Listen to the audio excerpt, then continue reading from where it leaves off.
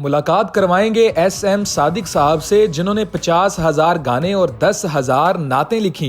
बॉलीवुड नुसरत फतेह अली खान और राहत फतेह अली खान के लिए गाने लिखने वाले अचानक नातें लिखना क्यों स्टार्ट हो गए? किवें भुल जाइए असी हुणों रात बरसाती, जिहड़ी प्यार दियां सोहणियां गुनाहां विच लंघी। आज के इस इंटरव्यू में इनकी शायरी और जिंदगी की कहानी सुनाएंगे।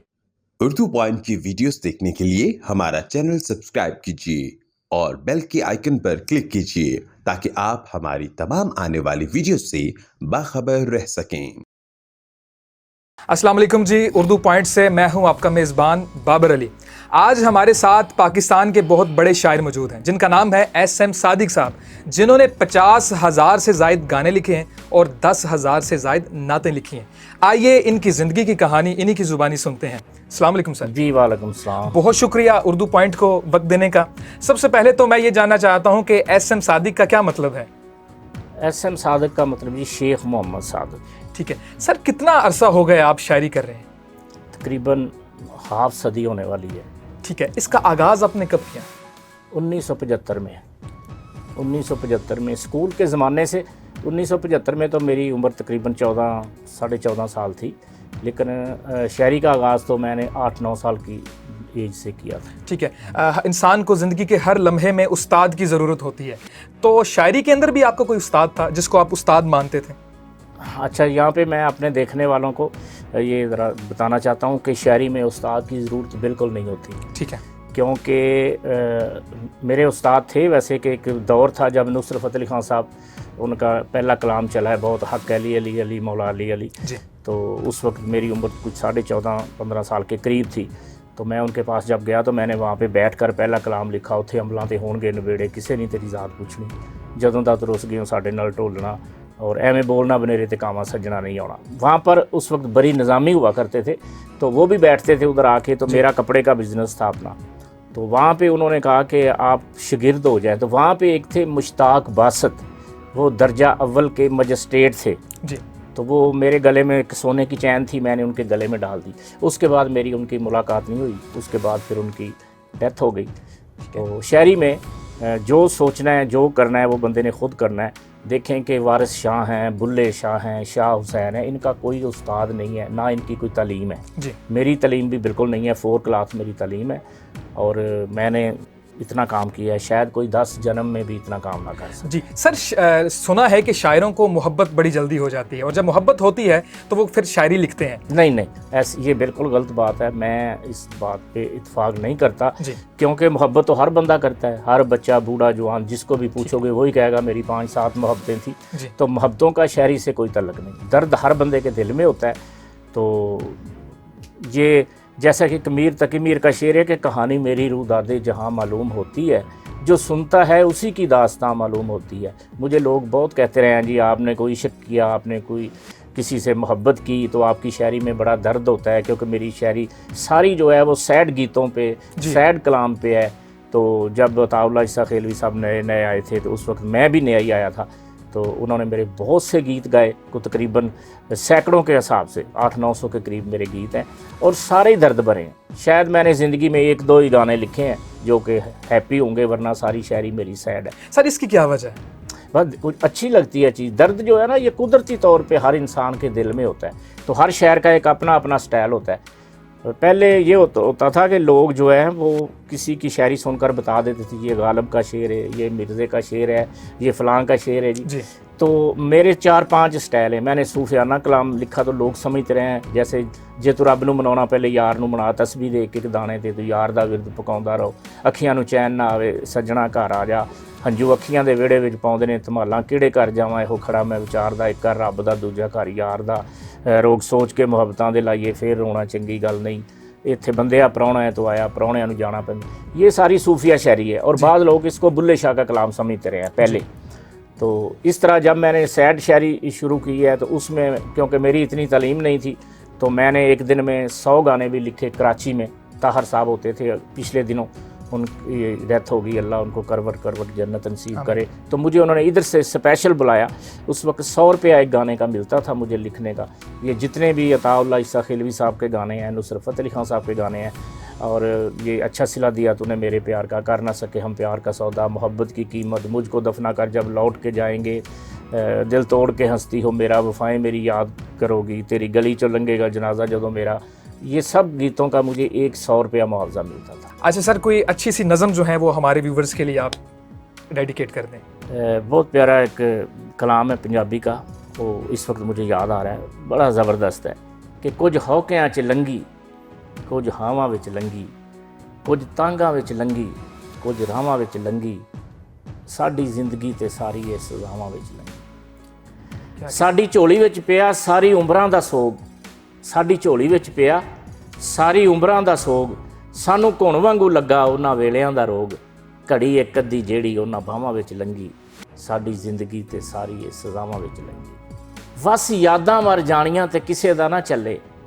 وس یاداں مر جانیاں تے کسے دا نہ چلے، یاد آئے جدوں یار دیاں زلفاں دے چھلے، رات وریاں جئی ساڈیاں نگاواں وچ لنگی، کچھ ہوکیاں چ لنگی، کچھ ہاواں وچ لنگی، ساڈی زندگی تے ساری سزاواں وچ لنگی، ساڈے ہنجواں دے وچ ساڈی ڈب گئی حیاتی، بڑا خوبصورت شعر ہے، ساڈے ہنجواں دے وچ ساڈی ڈب گئی حیاتی، کیویں بھل جائیے اسی ہن او رات برساتی، جڑی پیار دیاں سوہنیاں گناواں وچ لنگی، کچھ ہوکیاں چ لنگی، کچھ ہاواں وچ لنگی، اساں یار دیاں قدماں تے متھے بڑے ٹیکے، اساں صادق نہیں 2 دن خوشیاں دے ویکھے، کیا کہیں ساڈے لیکھاں سڑے ہونٹاں دی دعاواں وچ لنگی، کچھ ہوکیاں چ لنگی، کچھ ہاواں وچ لنگی، ساڈی زندگی تے ساری سزاواں وچ لنگی۔ ٹھیک ہے، آپ نے نصرت فتح علی خان صاحب کے ساتھ بہت وقت گزارا، جی، انہوں نے کون سا کلام آپ کا سب سے پہلے پڑھا؟ یہ جس کی میں بات کر رہا تھا ابھی نا کہ اتھے عملاں تے ہون گے نبیڑے، یہ ریکارڈنگ اس وقت رحمت گراموفون ہاؤس پہ ہو چکا تھا، جی، اور یہ تقریباً 20 سال بعد انہوں نے ریلیز کیا یہ کلام۔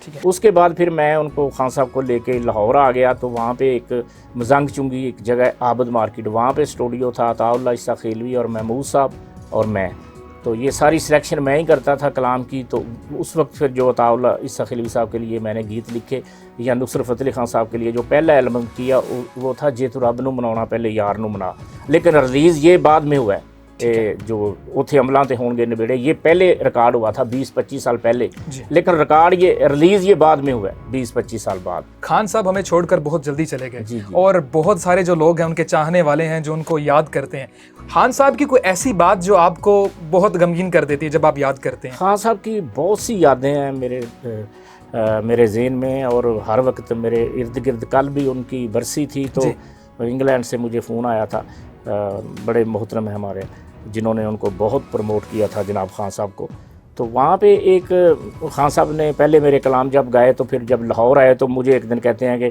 میں نے پورا کلام آپ کا کرنا ہے ریکارڈ، پورا کلام جو ہے نا وہ میں نے آپ کا ہی کرنا ہے۔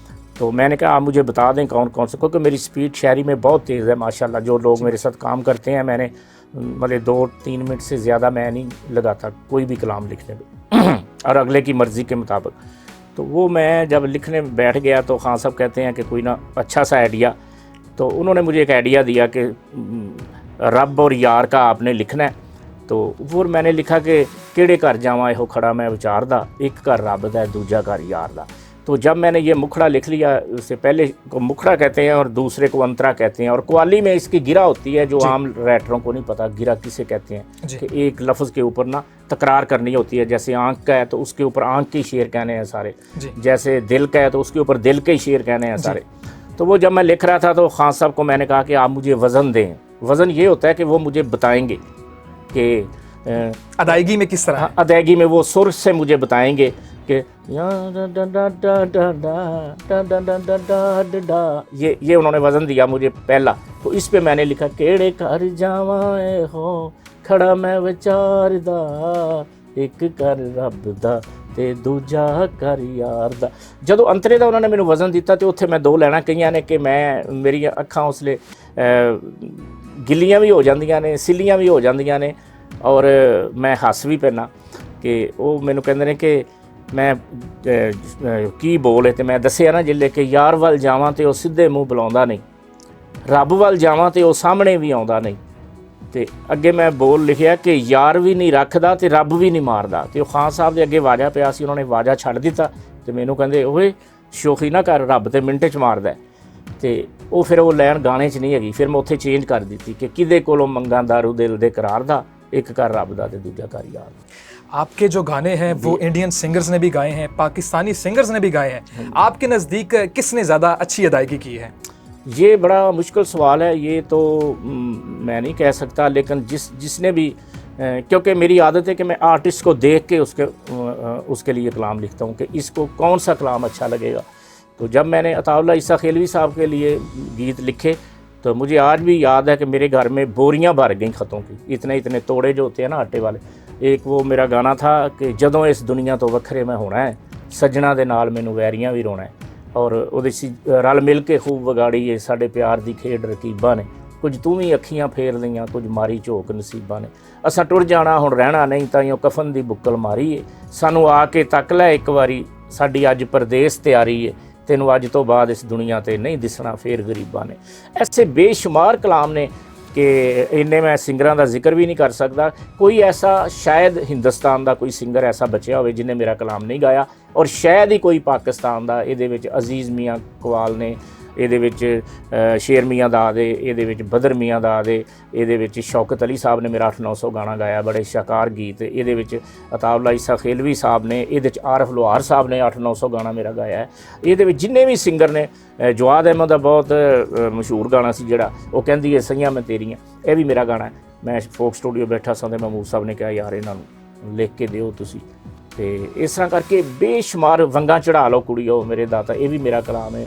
ਫਿਰ ਜੁਗਨੀ अल्लाह वालियां दी जुगनी, ਇਹਦੇ ਵਿੱਚ ਵੀ ਮੇਰੇ आरिफ लोहार साहब ने मेरे बहुत गाने गाए हैं। सर नात से मुझे एक चीज़ याद आ गई है कि मैं उसको ऐड कर लेता हूँ कि आप रिसेंटली मैंने आपका एक इंटरव्यू देखा है जिसमें आपने कहा है कि आप मदीना जाते हैं और वहाँ पर एक कलाम लिखते हैं, आका मेरी आँखियाँ मदीने विच रह गईं, और ये कैसे वाक़या पेश आए? ये जी क्योंकि मैं तो कभी सोच भी नहीं सकता था कि सरकार मुझे अपने कदमों में बुलाएंगे, लेकिन बस बुलावा आ गया तो एक बहाना ही बनता है। इतने दौलतमंद लोग हैं दुनिया में जिनके पास अरबों रुपए हैं तो वो नहीं जा सकते, और एक खाकसार बंदा है जो वो सरकार उसको बुला लेते हैं। तो महबूब हमदानी साहब बड़े प्यारे मेरे दोस्त थे, और ये बात है आज से कोई 22 साल पहले की।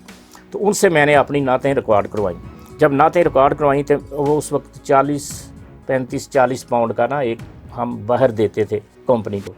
तो उनसे मैंने कोई 8 वॉल्यूम रिकॉर्ड करवाए, तो वो कोई 4-5-7 हज़ार 15 हज़ार बना। तो मैंने कहा आधे स्टूडियो की पेमेंट निकल जाएगी, आधे हम आपको दे देते हैं। तो मैंने कहा आप मुआवज़ा ले लें इनका। तो उन्होंने कहा जी मैं नहीं मुआवज़ा लूँगा नातों का ना। तो मैंने कहा फिर क्या करना है? कहते फिर आप मुझे उम्रा करा दें। तो फिर वहाँ से मेरा बहाना बना, मैंने कहा चलें ठीक है इकट्ठे चलते हैं। फिर मैंने उनको अपने वालिद की जगह पे उम्रा कराया और उनको भी करवाया, और सारे इकट्ठे होके गए। मेरे साथ हफीज़ ताइब थे, और वो भी फौत हो गए, अल्लाह उनको करवट जन्नत नसीब करे, और एक थे इकबाल बाहू।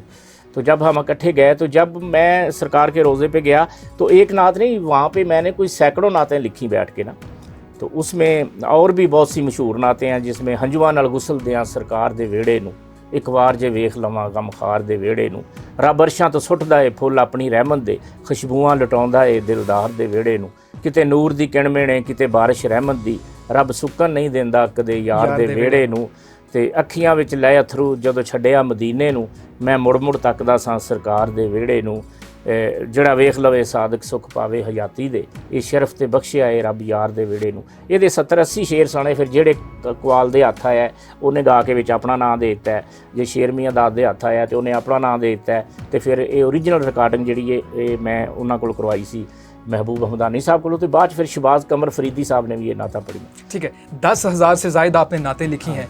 अगर एक नात के मुआवजे का मैं जाना चाहूँ तो कितना लेते हैं आप? देखो जी, नात का मैं बिल्कुल मुआवजा कोई नहीं लेता, फ़ीस भी लीला है। उसमें ये है कि मेरे पास जो कस्टमर आते हैं, मेरा स्टूडियो है बहुत बड़ा, पाकिस्तान में शायद ऐसा स्टूडियो ना हो, तो वो हम सारा कुछ करके तो हम 20,000 रुपये लेते हैं एक नात रिकॉर्ड करने के। साथ हम एक बंदा भी देते हैं जो उसको सिखाता है, उस नात खां को, उस औरत को, उस लड़की को, उस बच्ची को। तो मैं नात फ़ीस भी लीला लिख के देता हूँ। मैं नात का कोई पैसा नहीं लेता। सूफियाना कलाम मैं लिखता हूँ, गाने लिखने में छोड़ चुका हूँ, एक मुद्दत हो गई है। तो मैं सूफियाना कलाम लिखता हूँ या नात लिखता हूँ, नात फ़ीस भी लीला। और जो सूफियाना कलाम है वो पाकिस्तान में तो इतना मुआवजा देते ही नहीं ना किसी को आदत है शहरों को पैसे देने की पाकिस्तान में। जी, तो आज हमारे साथ मौजूद थे SM सादिक साहब, जिनकी शायरी का जो सफ़र है उसकी कहानी आप इन्हीं की ज़ुबानी सुन रहे थे। हम ऐसे सितारों को आपके सामने लेकर आते रहेंगे। मज़ीद खबरों और अपडेट्स के लिए देखते रहिए उर्दू पॉइंट।